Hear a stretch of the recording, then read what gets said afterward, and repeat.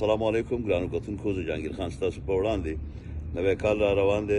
د ما له طرفه په ایډوانس کې نوی کال مبارک شه او د نوي کال په لومړنۍ میاشت کې به انشاءالله په 3 4 5 باندې تاریخونه یاد ساتئ. انشاءالله په دغه تاریخونو کې به نوی کال په خپلو کې مناوو انشاءالله. هغه وروره د پرون نه دا ویډیو شیر کیږي، وایي چې جهانګیر خان هغه په تبلیغ کې لاړو، کم د دین اسلام کارونه شروع کړو، دا ډرامې هغه هر څه یې بند کړو. زه هم ډېر زیات خوشحاله شوم، مال شاید دا خو واقعي ښه خبره ده چې داسې چل شوی دی. جهانګیر خان هغه هر څه پرېښود او لاړو په تبلیغ کې. نو بیا مې نن ټیک ټاک کوو، یو ویډیو ویراله، په هغې کې وایي چې آیا په د نوي کال ستاسو مبارک شي او په 3 4 تاریخ باندې چې کم دی هغه زه در روان یم دوبۍ د کراسي یو ملک یاد کو، هلته یو شو به کوو.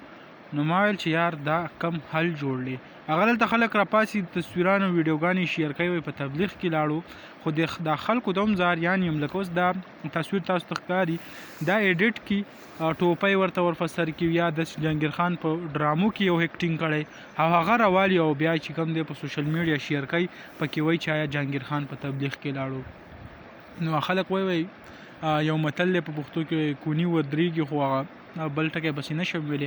نو هغه قیصه ده دا، که هر څونه ځان دغه کې، خو په دې باندې داسې د نیکۍ کار دی ورته ډېر زیات ګران، ښه ورته اسان خو بس کوي نه. نو الله تعالی دې ورته توفیق ورکړي، الله تعالی دې وکړي چې جهانګیر خان هغه هم د دین اسلام او په تبلیغ په لارې کې روان شي او دا نور کارونه هغه پرېږدي.